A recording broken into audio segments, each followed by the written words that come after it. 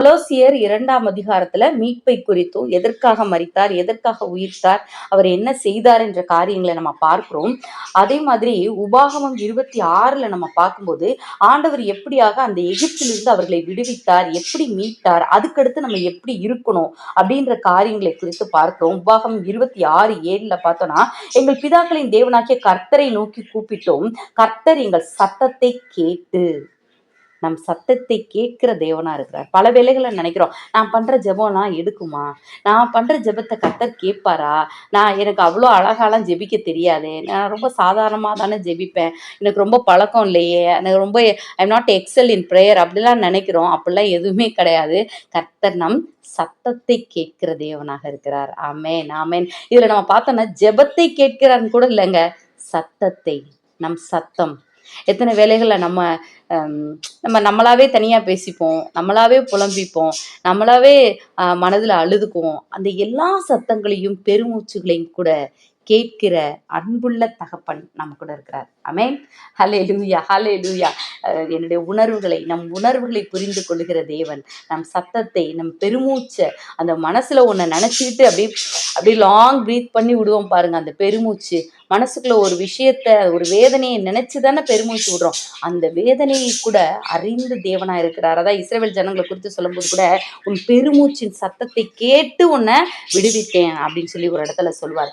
அப்படியாக நம் சத்தத்தை கேட்கிற தேவனாக, மனதுக்குள்ள போடுற சத்தமா இருந்தாலும் சரி, நம்ம பேசுகிற சத்தமா இருந்தாலும் சரி, எல்லாவற்றையும் கேட்கிற தேவனா இருக்கிறார். இப்ப அவங்க சொல்றாங்க, கர்த்தர் எங்கள் சத்தத்தை கேட்டு எங்கள் சிறுமையையும் எங்கள் வருத்தத்தையும் எங்கள் ஒடுக்கத்தையும் பார்த்து. பாருங்களேன், சிறுமை, வருத்தம், ஒடுக்கம் எல்லாவற்றையும் பார்க்கிற தேவனா இருக்கிறார். சில வீட்டில் இது ஒரு போர்டு ஒன்று போட்டிருப்பாங்க, Jesus is our silent listener. ஒரு நல்லா ஒரு அழகா இருக்கும். அதாவது பார்க்க முடியாது, பட் அவர் என்னை பார்க்கிறவர், கேட்கிறவர். இந்த வீட்டில் நடக்கிற எல்லா விஷயங்களையும் அவர் பார்த்து கொண்டு இருக்கிறார், கேட்டு கொண்டு இருக்கிறார், கவனித்து கொண்டு இருக்கிறார் அப்படின்ற மாதிரி ஒரு வசனம் இது ஒன்று போட்டிருப்பாங்கல்ல. அந்த மாதிரி நம்முடைய சிறுமை, நம்முடைய வருத்தம், நம்ம ஒடுக்கத்தையும் எல்லாவற்றையும் அவர் பார்க்கிறவரா இருக்கிறார். நம்ம ஒடுங்கி போகிறோமா, நம்ம படுகிறோமா, நம்ம வருத்தப்படுகிறோமா. நம்ம நினைப்போம், இதெல்லாம் எப்படி தெரியும், நான் ப்ரேயர் பண்ற அந்த 5 நிமிஷம் தானே கர்த்தர் பார்க்கிறார், நான் அந்த ப்ரேயர் பண்றேனே அன்புள்ள ஆண்டவரேன்னு சொல்லிட்டு ப்ரேயர் பண்ற அந்த ஒரு அரை மணி நேரமோ 1 மணி நேரமோ சில மணி நேரங்களோ அதை தானே பார்க்கிறாருன்னு. இல்லை இல்லை இல்லை, நம்ம வீட்டில் என்ன சூழ்நிலையில இருக்கோம், நம்ம வேலை பார்க்குற ஸ்தலத்துல நம்ம எப்படி நடத்தப்படுகிறோம், எல்லா காரியங்களையும் கர்த்தர் பார்க்கிறவரா இருக்கிறார். நம் சிறுமையை பார்க்கிறார், நம் வருத்தத்தை பார்க்கிறார், நம் ஒடுக்கத்தை பார்க்கிற தேவனாக இருக்கிறார். இதுக்கு மேல வேற என்ன வேணும் இல்ல? ஹல்லேலூயா ஹல்லேலூயா. அடுத்து பாருங்களேன், அதெல்லாத்தையும் பார்த்துட்டு, சரி நீ இவ்வளவு இப்படிப்பட்ட சூழ்நிலையில இருக்க, நான் என்ன பண்ண முடியும் அப்படின்னு கை கட்டி கொண்டு நிற்கிறவர் அல்ல நம் அன்பு தகப்பன். எங்களை பலத்த கையினாலும் ஓங்கிய புயத்தினாலும் மகா பயங்கரங்களினாலும் அடையாளங்களினாலும் அற்புதங்களினாலும் எகிப்திலிருந்து புறப்பட பண்ணி. ஆமென் ஆமென். அங்க நம்ம ஆண்டவராய் இயேசு கிறிஸ்து கலக்கிறாரு பாருங்களேன். அவருடைய லெவலே வேற. என்ன அழகாய் பலத்த கை, ஓங்கிய புய, மகா பயங்கரங்களினாலும் அடையாளங்களினாலும் அற்புதங்களினாலும் எகிப்திலிருந்து புறப்பட பண்ணி பாலும் தேனும் ஓடுகிற தேசமாகிய இந்த தேசத்தை எங்களுக்கு கொடுத்தார். இல்ல பாஸ்டன்ஸ் கொடுத்துட்டார். அப்படிப்பட்ட தேவன் தான் நம்ம தேவன். அதை செய்வேன் இதை செய்வேன் ஃபியூச்சர் டென்ஸ்ல சொல்லிட்டு அப்படி கம்முன்னு இருக்கிறவர் அல்ல, அவர் சொன்னதை செய்கிற தேவன். ஆமென். அதாவது ஏன் இப்படிலாம் செய்கிறாரு அப்படின்னு சொல்லி பார்த்தோன்னா, நாம அவருடைய மணவாட்டி, சபையாகிய மணவாட்டி. ஆமேன் ஆமேன். இப்போ கணவன் மனைவியும் கை கோர்த்து நடந்து போயிட்டு இருக்காங்க, ரோட்ல ஒரு வேலையா போயிட்டு இருக்காங்க. இந்த நேரத்துல ஒருத்தன் வரான், அந்த பெண்ணோடைய கையை பிடிச்சி இழுக்கிறான்னு வச்சுக்கோங்களேன். அந்த கணவன் சும்மா விட்டுருவாரா? அவருக்கு எங்கதான் இருந்து தெம்பு வரும்னே தெரியாது.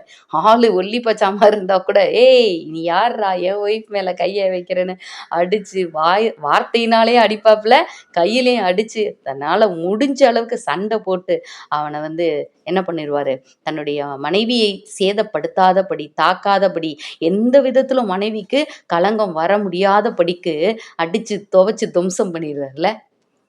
அப்போ உலக பிரகாரமான சாதாரணமான ஒரு மணவாளனே தன் மணவாட்டியை இப்படியாய் காப்பாற்றுவாரானால் நம் மணவாளன், ஆமென், ஹல்லேலூயா, ஹல்லேலூயா. நமக்கு எவ்வளோ பெரிய மணவாளன்ல, நாம சபையாகிய மணவாட்டி, நம்மலாம் எவ்வளோ கொடுத்து வச்சவங்கல்ல. அதான் ஆண்டவர் சொல்றாரு, உன்னை தொடுகிறவன் என் கண்மணியை தொடுகிறான், உன் தலையில உள்ள முடியெல்லாம் நான் எண்ணி வச்சிருக்கிறேன், உன்னை நான் முத்திர மோதிரமா வச்சிருக்கிறேன், நீ என்னுடைய சரீரத்துக்கும் நீ எலும்புக்கும் உரியவள், என்னுடைய ரத்தத்தையும் என்னுடைய சரீரத்தையும் பானம் பண்ணுங்க, என்னுடைய ரத்தத்தை பானம் பண்ணு, என்னுடைய சரீரத்தை நீ புசி அப்படின்னு மணவாட்டியாகிய நம்மை பார்த்து சொல்கிறார். நம்மளை கைவிடவே மாட்டாருங்க, கைவிடவே மாட்டார். உலக பிரகாரமான மணவாளனே கைவிட மாட்டான்னா, நம் பரம நம்முடைய நித்திய மணவாளனாம் இயேசு கிறிஸ்து, வானத்தை பூமி உண்டாக்கின கர்த்தர், நம்மை பார்த்து பார்த்து தன்னுடைய சாயலின்படி தன்னுடைய ரூபத்தின்படி அழகாய் படைத்த கர்த்தர் நம்மளை விட்டுவாரா? இந்த கான்ஃபிடென்ஸ் வந்து நமக்கு எப்பயுமே வேணும். என்னை விடவே மாட்டார் என் கர்த்தர், என்னை கைவிடவே மாட்டார், ஒருபோதும் என்னை விட்டு விலகவே மாட்டார். அந்த கான்ஃபிடென்ஸ், அந்த நம்பிக்கையில நம்ம இருக்கும் போதுதான் எல்லா காரியங்களும் அவர் செய்ய முடியும். ஆமென், ஹல்லேலூயா, ஹல்லேலூயா, ஹல்லேலூயா, ஆமென், ஆமென்.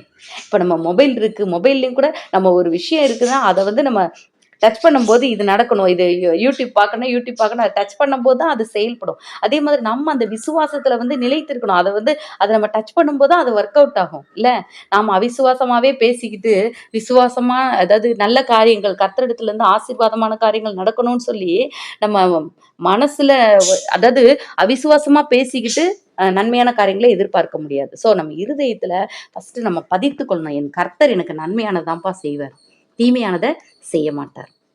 ஹல்லேலூயா, ஹல்லேலூயா. சில விஷயங்கள் தீமையானது போல இருந்தா கூட கர்த்தர் எனக்கு எல்லாவற்றையும் நன்மைக்கு ஏதுவாக தான் நடத்துகிறார்ன்ற விசுவாசத்தோட நம்ம இருக்கும்போது அதோடைய முடிவு அப்பதான் தெரியும். ஓ, இதுக்காகத்தானான்னு சொல்லிட்டு எல்லாவற்றையும் நம்ம வந்து புரிந்து கொள்ள முடியும்.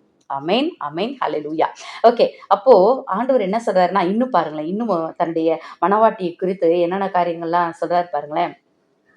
உபாகமம் 26 கர்த்தரும் உனக்கு வாக்கு கொடுத்து உனக்கு சொல்லி இருக்கிறபடியே நீ என்னுடைய கட்டளைகளை எல்லாம் கை கொண்டால் எனக்கு சொந்த ஜனமாயிருப்பாய், நான் உண்டு பண்ணின எல்லா ஜாதிகளை பார்க்கிலும், அதாவது எல்லா விதமான ஜனங்கள், ஜாதினா காஸ்ட் கிடையாது, எல்லா விதமான ஜனங்களை பார்க்கிலும் புகழ்ச்சியிலும் கீர்த்தியிலும் மகிமையிலும் உன்னை சிறந்திருக்கும்படி செய்வேன் என்றும், நான் சொன்னபடியே நீ உன் தேவனாகிய கர்த்தரான எனக்கு பரிசுத்த ஜனமாய் இருப்பாய் என்றும் அவர் இன்று உனக்கு சொல்லுகிறார் என்றான்.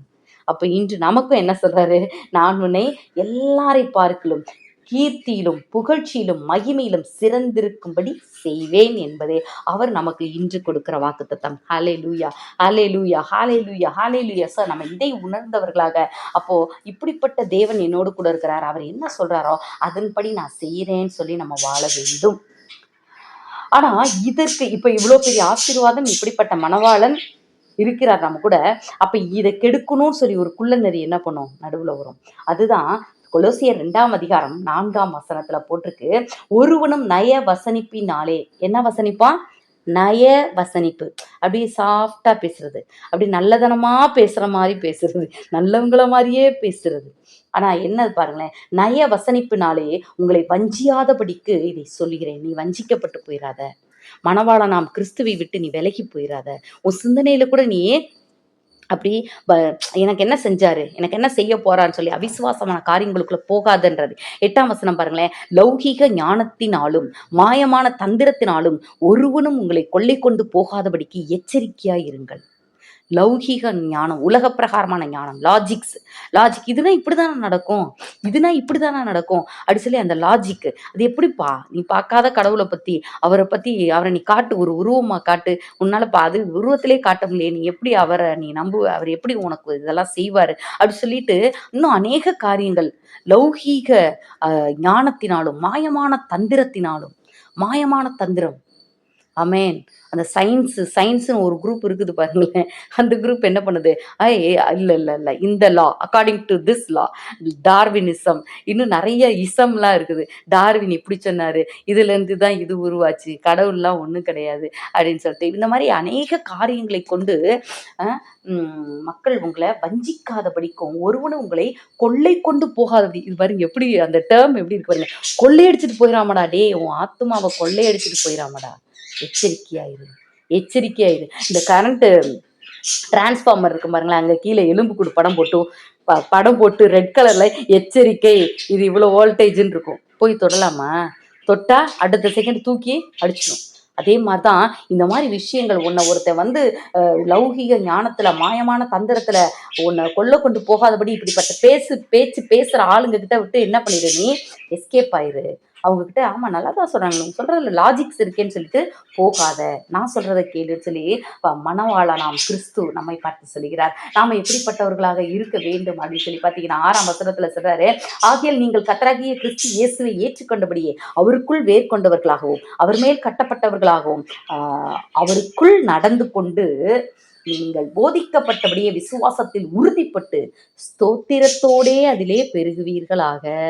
என்ன அழகா சொல்றாரு. ஃபர்ஸ்ட் கிறிஸ்துவுக்குள்ள வேர் கொண்டவர்களாக இருக்கணும், அவர் மேல் கட்டப்பட்டவர்களாக இருக்கணும், அவருக்குள் நடந்து கொள்ளணும். அவருக்குள் வேர் கொள்ளணும், அவர் மேல் கட்டப்படணும், அவருக்குள் நடந்து கொள்ளணும். அடுத்து விசுவாசத்தில் உறுதிப்பட்டு ஸ்தோத்திரத்தோட பெருகணும்னு போடுறாரு. அந்த ஒரு டிப்ஸ் பாருங்களேன். அப்ப நம்ம எப்படி இந்த விசுவாசத்துல வேர்கொள்ளவும் கட்டப்படவும் நடந்து கொள்ளவும் அவருக்குள்ள நடந்து கொள்ளவும் அவருடைய ஆசீர்வாதங்களையும் அந்த கீர்த்தியிலும் புகழ்ச்சியிலும் அப்ப சிறந்திருக்கும்படி கர்த்தர் செய்வதற்கு அதுக்கு பாத்திரமா நம்ம எப்படி நடக்க முடியும்னா, ஸ்தோத்திரம் செய்யும் போது கிருபையில நம்ம பெருக முடியும், விசுவாசத்துல உறுதிப்பட முடியும். பாருங்களேன், விசுவாசத்தில் உறுதிப்பட்டு ஸ்தோத்திரத்தோட அதிலே பெருகுவீர்களாக. எதிலே பெருகுவீர்களாக? விசுவாசத்திலே பெருகுவீர்களாக. அப்ப கர்த்தருக்கு எல்லாவற்றிலும் ஸ்தோத்திரம் செலுத்துங்கள்னு அதனாலதான் பவுல் ஐயா சொல்றாரு, எல்லாவற்றிலும் எப்பொழுதும் ஸ்தோத்திரம் என்ன நடந்தாலும் ஸ்தோத்திரம் சொல்லுன்றாரு. ஆமேன் ஆமேன். ஒரு கதை கூட சொல்லுவாங்கல்ல, ஒரு பையனுக்கு வந்து அடிபட்டுருச்சா, கை உடஞ்சிருச்சா, ஏதோ சம்திங் ஹேப்பன்டு. அவங்க அப்பா வந்து சொல்வாராம், எது நடந்தாலுமே எல்லாமே நல்லதுக்கு நல்லதுக்குன்னு சொல்லுவாராம். இந்த பையன் கை உடஞ்சோன்னே அதுவும் நல்லதுக்கு தான்னாராம். இது சரியான பைத்தியக்காரன்னு சொன்னாங்களாம் எல்லா மக்களும். ஆனா ராஜா சொன்னாரு, யுத்தத்துக்கு போகணும், எல்லாரும் அவங்க வீட்டுல இருக்கிற ஆண் பிள்ளைகள் எல்லாரையும் அனுப்புன்னு சொல்லும் போது இவனுக்கு கை உடைஞ்சதுனால யுத்தத்துக்கு போக முடியல. யுத்தத்துல போனவர்கள்லாம் மரித்து போனார்கள், ஆனா இவனும் உயிரோடு காக்கப்பட்டான்ல. அல்லேலூயா. இந்த மாதிரிதான் நம்ம வாழ்க்கையில் நடக்கிற காரியங்கள் கூட சில விஷயங்கள், இது ஏன் நடந்துச்சு, அது ஏன் நடந்துச்சு, இது எப்படி, அநேக காரியங்கள் சொல்றோம். எங்க அப்பா வந்து இறந்துட்டாங்க, எங்க அம்மா வந்து கடவுளே இல்லைன்னு சொல்லிட்டு அவ்வளோ அழுதாங்களாம். அப்படி வந்து நொறுக்கப்பட்ட ஒரு காரியம். அப்போ அதுக்கடுத்து ஒரு சகோதரி மூலமாக ஆண்டவர் பேசினாராம், நான் வந்து இந்த குடும்பத்துல அந்த கணவன் எட்வர்ட் இருக்கிற இடத்துல நான் இருந்து அந்த பிள்ளைகளை நான் வளர்ப்பேன்னு சொல்லிட்டு ஆண்டவர் சொன்னாராம். இந்த வார்த்தையை போய் சொன்ன உடனே அதுக்கு பிறகுதான் எங்க அம்மாவுக்கு ஆண்டவர் மேல ஒரு விசுவாசம் வந்து, சரி ஆண்டவர் வளர்ப்பேன்னு சொல்லியிருக்கிறாருன்னு ஆலயத்துக்கு போக முழு ஈடுபாட்டோட ஆண்டவர் நல்லா பிடிச்சிக்கிட்டாங்க. எங்களையுமே எதுவா இருந்தாலும் நீ ஆண்டவருக்குள்ள வரணும், ஏசப்பட்ட கேட்டா கிடைக்கும், எதுவா இருந்தாலும் ஏசப்பட்ட கேட்டா கிடைக்கும் கை கோர்த்து ஜெபிக்கிற அந்த பழக்கம், குடும்ப ஜெபம், நாங்களும் தனியா ஜெபிக்கணும், பைபிள் படிக்கணும், அது எல்லாத்தையும் எங்களை ஃபோர்ஸ் பண்ணி அது எல்லாத்தையுமே பண்ண வச்சாங்க. அதுக்கடுத்து அவங்க சாட்சி சொல்லும்போது பார்த்தீங்கன்னா, எப்பயுமே எங்க கல்யாணம், நாங்க 5 பிள்ளைங்களா, எங்க எல்லாருடைய திருமணத்திலையும் எங்க எல்லாருக்கும் எந்த ஒரு நல்ல காரியம் இருந்தாலும் எங்க அம்மா சாட்சி சொல்ல வந்துருவாங்க. சொல்லும் போதெல்லாம் சொல்ற விஷயம், இவங்க அப்பா இருந்தா கூட என் பிள்ளைங்க எல்லாம் இவ்வளவு நல்லா இருந்திருக்க மாட்டாங்க அப்படிதான் சொல்லுவாங்க. ஏன்னா கணவன் மனைவியா 2 பேர் இருந்து வளர்க்கிற குடும்பங்கள்ல கூட அந்த குடும்பங்கள்ல பிள்ளைங்க நல்லாவும் இல்ல, அவங்கனால இந்த அளவு படிக்கவும் இல்ல, இவ்வளவு தூரம் நல்ல ஆசீர்வாதமும் இல்ல. ஆனா நான் தனியா இருந்து நான் வளர்த்தேன், தனியா இல்ல, கர்த்தர் தான் வளர்த்தாருன்னு சொல்லிடுவாங்க. நான் எங்க வளர்த்தேன், கர்த்தர் தான் வளர்த்தாரு அப்படிவாங்க. ஆனா இன்று இந்த பிள்ளைங்க இவ்வளவு ஆசீர்வாதமா இருக்கிறது காரணம் கர்த்தர் தான் அப்படி சொல்லிட்டு அதை சாட்சியா சொல்லிக்கிட்டே இருப்பாங்க. இவங்க என் கணவர் இருந்தா கூட இந்த பிள்ளைங்களை நான் இவ்வளவு தூரம் வளர்த்திருக்க முடியாது, நாங்க இவ்வளவு ஆசீர்வாதமா இருந்திருக்க முடியாது, என் கணவன் இல்லாத இடத்துல கர்த்தரே எனக்கு துணையாளரா இருந்து இவ்வளவு தூரம் கர்த்தர் தான் செஞ்சாரு, அதனால நீங்க எல்லாருமே கர்த்தரை பற்றி கொள்ளுங்க, அவர் ஒருபோது கைவிட மாட்டான்னு சொல்லிட்டு எல்லா கூட்டத்தையும் எவ்வளவு பெரிய க்ரௌடா இருந்தாலும் அவங்க சொல்ற ஒரு சாட்சி இதுதான். அப்போ அன்றைக்கு வந்து அவ்வளவு தூரம் புலம்புனாங்க, ஆனா அந்த புலம்பல்களை கூட ஆசீர்வாதமாய் மாற்றுகிற கர்த்தர் நம் கர்த்தர். அது நல்லதுன்னு நான் சொல்ல வரல, ஆனா அது ஒரு தீமையான காரியம், அந்த தீமையான காரியத்திலும் கூட கர்த்தருடைய கரம் கூட இருந்து அதை ஒரு நன்மையானதாக மாற்றக்கூடிய தேவனாக இருக்கிறார். ஆமென், அல்லேலூயா. சோ அப்படியாக நம்முடைய வாழ்க்கையில் நடக்கிற ஒவ்வொரு காரியங்களும் அந்த முடிவு வரும்போதுதான், ஓ இதுக்குதானா, ஓ இப்படித்தானா, சரி ஓகே, அப்ப கைவிடல, கர்த்தர் கைவிடல. வனாந்தர பாதையில இருக்கும் போதுதான் அந்த இஸ்ரவேலர்கள் தெரிஞ்சுக்கிட்டாங்க, வனாந்தரத்துல சுத்தி ஒண்ணுமே வாங்க முடியாது, ட்ரெஸ் வாங்க முடியாது, சாப்பாடு வாங்க முடியாது, தண்ணி வாங்க முடியாது, அப்பதான் அவர்களை கர்த்தர் நடத்துகிற விதத்தை அவர்கள் கண்டு கொண்டார்கள். எகிப்தில் இருக்கும்போது நான் அதை சாப்பிட்டேன், இதை சாப்பிட்டேன். ஆனா வனாந்தரத்துல ஒண்ணுமே இல்ல. அப்ப தண்ணி கிடைக்கும் போது அது அவர்களுக்கு அற்புதம். சாப்பாடு கிடைக்கும் போது அற்புதம் இல்ல. நம்முடைய வனாந்தரங்கள்ல தான் நம்ம கர்த்தரை ருசிக்க முடியும். அதற்காகவே சில நேரங்கள்ல சில வனாந்தரங்கள் ஒவ்வொருத்தருக்கும் ஒவ்வொரு விதமான வனாந்தரங்களை கர்த்தர் அனுமதிக்கிறார். எதற்காக? நம்ம கஷ்டப்பட்டு அழுகணுன்றதுக்காக இல்ல. அந்த வனாந்தரத்துல கர்த்தரை நீ கரம் பிடித்துக் கொள்ள வேண்டும் என்பதற்காக. ஆமென், ஆமென், ஆமென். அதற்காகத்தான் கர்த்தர் நமக்காக மரித்தார் இல்ல. துரைத்தனங்களையும் அதிகாரங்களையும் உரிந்து கொண்டு வெளியரங்கமான கோலமாக்கி பிசாசை சிலுவையில ஆணியடித்து அவனை ஜெயித்தார். அல்லேலூயா. எதற்காக? என் மனவாட்டிக்கு அகெயின்ஸ்டாவாடா நீ பிளான் பண்ற? என் மனவாட்டிக்கு அகெயின்ஸ்டா நீ எழுதுறியா? அவன் அந்த தப்பு செஞ்சான், இந்த தப்பு செஞ்சான், எல்லாத்தையும் என் ரத்தத்துல மன்னிக்கிற போ அப்படின்னு சொல்லிட்டு தான் கர்த்தர் நமக்காக எல்லாவற்றையும் செய்து முடித்தார் கல்வாரி சிலுவையிலே. ஹல்லேலூயா, ஹல்லேலூயா. இந்த ஒரு வசனத்தோட முடிச்சிடலாம். 13ஆம் வசனம் சொல்லுது, உங்கள் பாவங்களினாலேயும் உங்கள் மாம்ச விருத்த சேதனம் இல்லாமையினாலேயும் மரித்தவர்களாய் இருந்த உங்களையும் அவரோடே கூட உயிர்ப்பித்து, ஹல்லேலூயா, அக்கிரமங்கள் எல்லாவற்றையும் உங்களுக்கு மன்னித்து. அப்போ உயிர்த்தெழுந்த கிறிஸ்துவை நம்ம இன்னைக்கு அப்படியே கொண்டாடுறோம். இப்படிப்பட்ட உயிர்த்தெழுதலை தான் நமக்கு கர்த்தர் வாக்கு பண்ணியிருக்கிறார். என்னோட கூட உயிர்ப்பிப்பேன் இல்ல. மரித்த கிறிஸ்துவை உயிரோடு எழுப்பின அதே ஆவியானவர், அதே பரிசுத்த ஆவியானவர் சாவுக்கு இதுவான நம் சரீரத்தையும் உயிர்த்தெழ பண்ண வல்லமையுள்ளவராயிருக்கிறார். அந்த பரிசுத்த ஆவியானவர் தான் முத்திரையா இருக்கிறார். அப்ப கிறிஸ்துவனுடைய வருகையை எதிர்பார்த்து காத்து கொண்டு இருக்கிறோம். இந்த வருகையில நாம் அவரோடு செல்வதற்கு பரிசுத்த ஆவியானவரை நமக்குள்ள பதித்தவர்களாக, கிறிஸ்துவுக்குள்ள வேர்கொண்டவர்களாக, ஸ்தோத்திரத்தோட கிறிஸ்துவிலே பெருகுகிறவர்களாக நம்ம இருப்போம். எங்க பாஸ்டர் சொல்லுவாங்க ஒரே ஒரு விஷயம், நேற்று கிறிஸ்து எனக்காக சிலுவையில் மரித்தார், இன்று எனக்காக உயிர்த்தார், நாளை அவர் வரப்போகிறார். இதை நீ டெய்லியுமே நினைச்சுக்கணும் அப்படிம்பாரு. ஸோ அது மாதிரி இனிமே என்ன எதற்காக காத்திருக்க போறோம்? மரித்தார், கிறிஸ்து உயிர்த்தார், இனி அவருடைய வருகைக்காக காத்திருப்போம். ஸோ கர்த்தருக்குள்ளாக வேர்கொண்டவர்களாக, அவருக்குள்ளாக என்றென்று பெருகுகிறவர்களாக நாம் இருப்போம். ஆமென். ஹல்லேலூயா.